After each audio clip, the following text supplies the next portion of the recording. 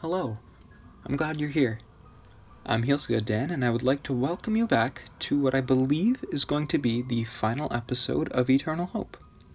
In this video, I will be continuing on with the tips for dealing with emotional trauma, and perhaps I will also cover cleansing your emotional state, but we will see.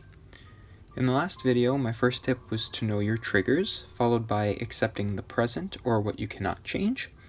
So continuing on from that, my next tip will be reconditioning your thinking. Now, reconditioning your thinking is similar to cognitive behavioral therapy, which I cover in the last video, but without going to any healthcare provider or needing any special or formal training. This reconditioning can look different for each person, and the techniques that some use may not work for others. The most common example of this is to wear a rubber band, and every time you have a negative thought, you pinch the band and flick yourself. I personally do not love this idea because you're associating your negative thoughts with an uncomfortable feeling, and usually when you're in this negative mindset, you'll be uncomfortable anyway. So you just overall feel worse in the end, but it does work for some people, so try what you want to do and see how it works for you. Instead, what I prefer, or what you could try, is every time you have a negative feeling, think about something you like or give yourself a compliment. For instance, some thoughts that you can have may be, I'm a terrible person, or how could I have let that happen? Instead of saying that, maybe say, it wasn't my fault, or it was out of my control. It's over now and I'll work hard to heal from what happened. These are just different suggestions to help you think positively. If you are self-loathing, maybe you say, I love myself. Or you look in the mirror and you compliment one thing about your appearance. Or maybe you compliment a personality trait. Anything that is positive to counteract whatever negative feeling or thought that you had beforehand. In this way, you are reconditioning yourself without making yourself uncomfortable with the rubber band technique. Again, do what you want and whatever works for you. These are just some suggestions you could try.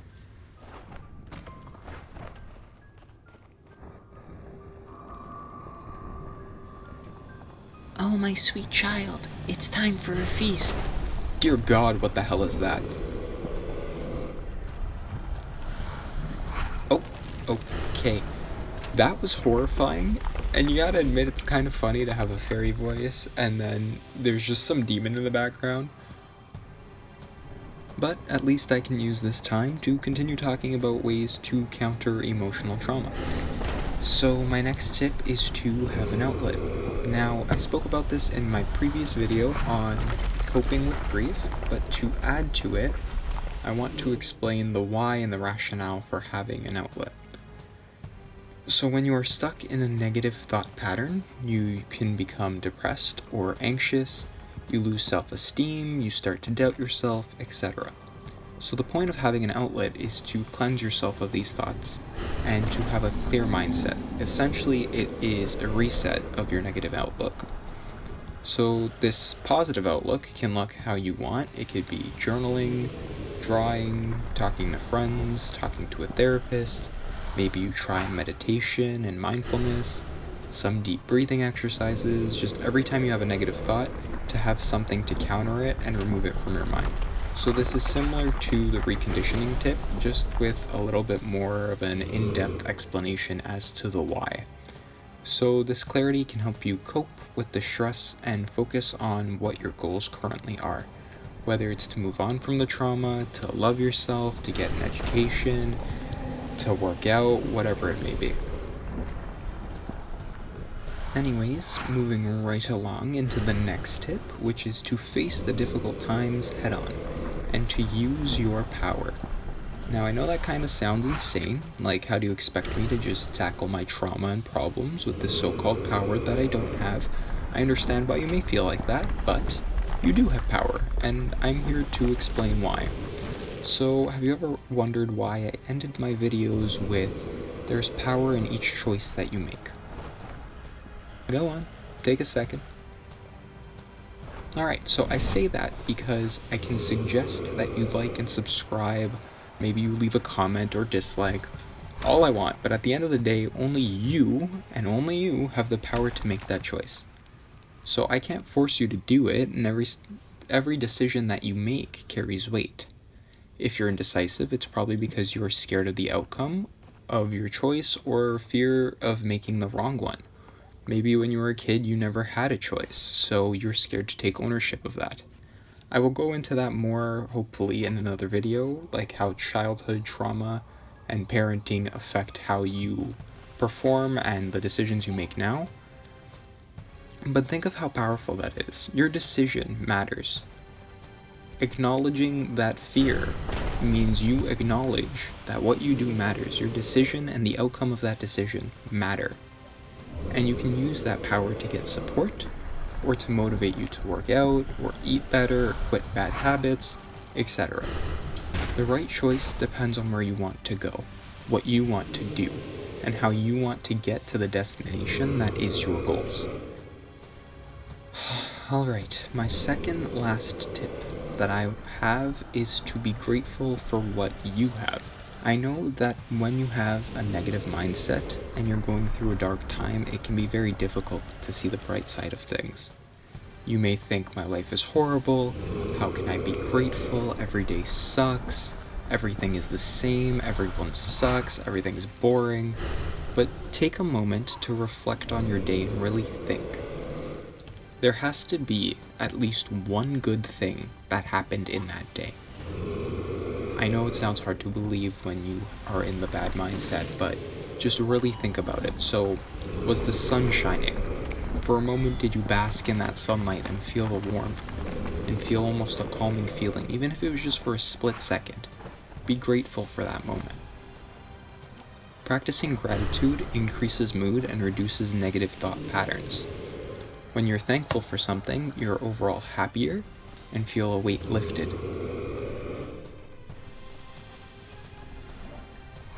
Oh my god, that gave me a damn heart attack. What the hell, dude? This is why I could never play horror games or watch scary movies. Just that little grab thing. What the hell even? Oh my god. Do you believe that made me jump out of my seat? And finally, if something is beyond your control, leave it behind. Now what does that mean? I want to take a moment to recite the Serenity Prayer, and maybe that'll help give you some perspective. So the prayer goes as such. God, grant me the serenity to accept the things that I cannot change, the courage to change the things I can, and the wisdom to know the difference. Now take this with a grain of salt. You don't have to have a god necessarily to understand the meaning of the prayer. That's not the point. It tells us to let go of the past, take control of our future, and recognize what we can change and what we cannot change. Some things in the past are best left in the past. Don't hold on to something that is beyond your power to change. If you can change it, for example, apologizing to someone you hurt, then you can do that. But know what can be changed and what cannot be changed. Another example could be if you fought in a war, now you have PTSD. You can't change being in that war. You can't change what you saw. But you can change how you live your life now by getting support, by leaning on someone. Learn from your past, be grateful for what you have in your present, and strive to achieve your goals in the future. Now I'm going to go into the emotional detoxing really quickly, because last time I ran out of time trying to do 2 topics at once. There are more tips and suggestions for emotional trauma and healing. If you go to the video description, there are 2 great resources full of information. I strongly encourage you to check those out if you want to know even more. I know there's probably not as much gameplay commentary in this episode, but I wouldn't be able to cover everything if I focused too much on the game and less on the educational piece. But anyway, ending off on emotional healing and moving into emotional detoxing / coping. So what is emotional detoxing? This kind of sounds hippie, kind of spiritual, and it can totally be that if that's how you want it to look, but it can look differently for everyone. So emotional detoxing means to eliminate emotions that directly interfere with optimal mental health maintenance and are tied to our physical health. Essentially, you're just getting rid of your negative thought patterns, the barriers, or the traumas, just like a reset of your emotional state. My first suggestion is to make a plan before you do anything. So this is making a plan to help you stay on track and help you to figure out what you need to do and what your goals are. So make sure that your goals are set, make sure they are realistic, otherwise you are just setting yourself up for failure. For instance, if your goal is to work out every single day and become an Olympian, you can certainly do that, but that's very ambitious. What if you just start by working out a few times a week? More realistic, and remember that these small victories can snowball into even bigger victories down the road. So start small and work your way up. You can also use writing as a way to get rid of your unwanted thoughts or unconscious needs that you never got to tell anyone or even yourself verbally. Following that is my next tip, which is to correct your poor habits. Now this can be eating better food, having a better sleeping schedule, working out more often, drinking water. You would not believe the impact dehydration has on your mental wellness. We are mostly water, so it's no surprise that if you're dehydrated, everything is going to go out of whack, not just your physical, but also your mental. And this can gradually be like cutting out pop or soda, or intense like going on a juice cleanse or going vegan. It all depends on what you want to do and what works for you, but my suggestion again is to start small, so correct the little things first and then you can try and work your way up as you see fit. Tip, which can be difficult for most people, is to disconnect from social media. You don't necessarily have to disconnect from the internet entirely, just from social media specifically. And even if it's just for like a week, because social media can be so toxic, showing you women with curvy figures, unrealistic body standards, or men that have these bulging muscles and six packs. I guarantee if you look at any of these people and you go to their pages, it's going to say they were a model or a fitness instructor, and that is a very unrealistic standard for the average person. This can be very toxic when you're trying to compare yourself to them, and it can wreak havoc on your self-confidence. Also, it helps to stop the obsession of liking people's posts or checking their stories, seeing who liked your post, etc.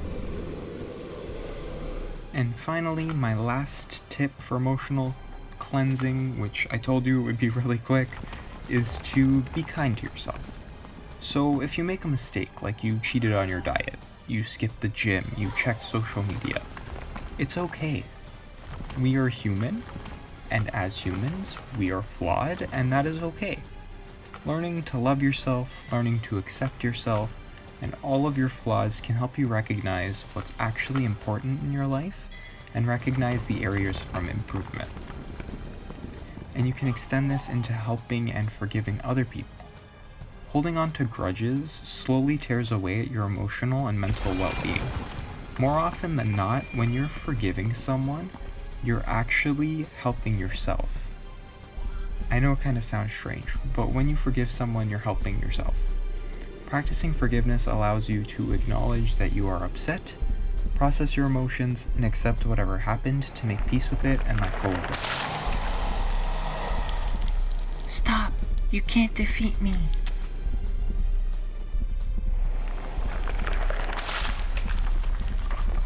What have you done?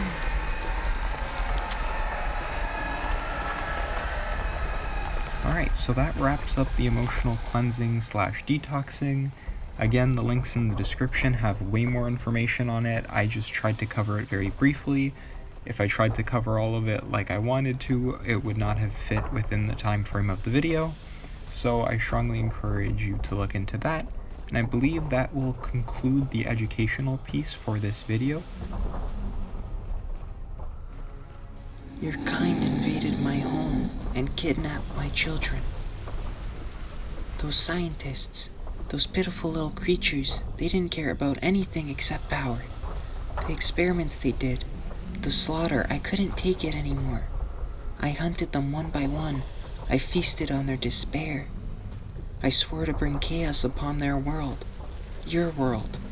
I spent centuries searching for a way to make that happen, until I finally found the soul of the purest creature was the answer. The soul of your beloved. Farewell, little boy.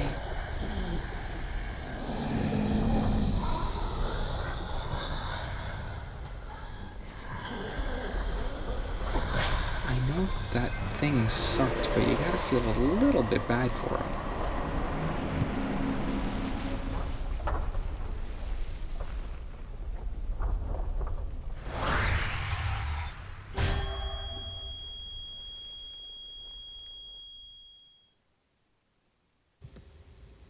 After Heliel drew his last breath,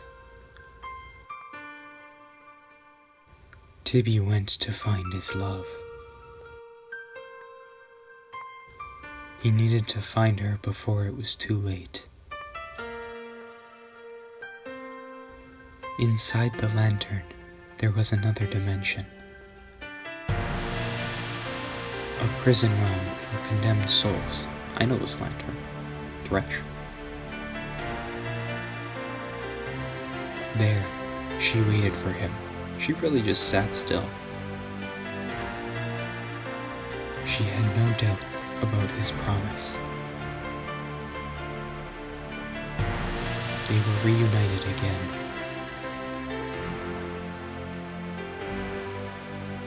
From the lantern, they escaped, Lucian and Senna,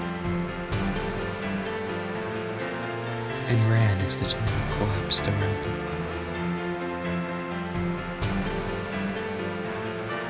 There was something he didn't tell her. The weight of the mask and its toll. Even though his journey has come to an end, he would do it all over again. Epilogue.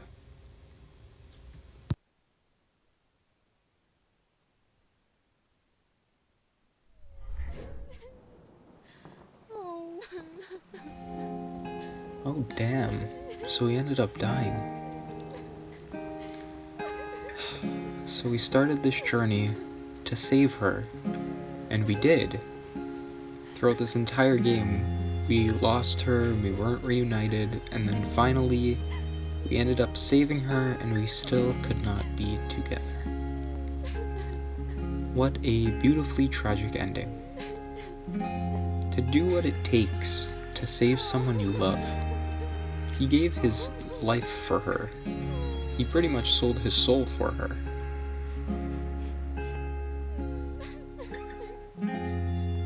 I want to go over the thoughts, or my thoughts, of the game now. Feel free to stick around. So, to start off, the game is beautiful. Absolutely beautiful. The background, the lighting, the sound design, it all made for such a beautiful game. The gameplay was rather simple, which makes sense as it's a short little 2D platformer, very lore-based. It was more focused on the story than the gameplay, which I really love personally. That is part of the reason I started this channel anyway, was to play story-rich video games, to break down the stories and the symbolism and connect them to mental health. Just overall a beautifully done game, and I think that the team, just overall a beautifully done game, and I like to thank the team and the developers and everyone else that contributed to the creation of the game. I really enjoyed it. My only few little criticisms would be the swinging mechanic was a bit annoying and it didn't cooperate at times, and the game elements and interactables blended into the background at times, which also was annoying because then I got stuck at some parts. But other than that, I think it was well done. The game also is a bit expensive for how little gameplay there is, but I did get it on sale really cheap. It goes on sale quite often, actually. I think I got it for like $3, which was great.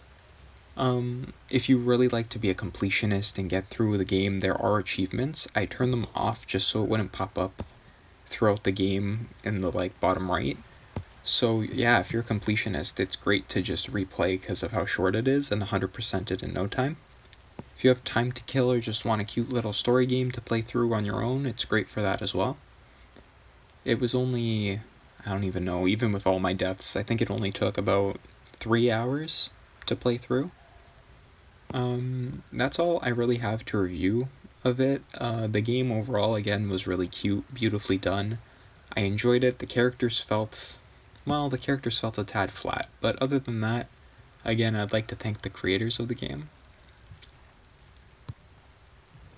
Alright, I'm going to end this video here. For those of you that made it to the end of the video and or watched the whole series, thank you so much for going on this journey with me. I hope you enjoyed it as much as I did, and I look forward to speaking with you in the next series. As always, if you enjoyed the video and thought it was informative, please feel free to like. If you did not like the content, feel free to dislike and leave a constructive comment. If you would like to stick around for future videos, please feel free to subscribe. Again, there is power in each choice that you make. Stay safe, stay hopeful, you're worth it, and thank you for watching. Take care.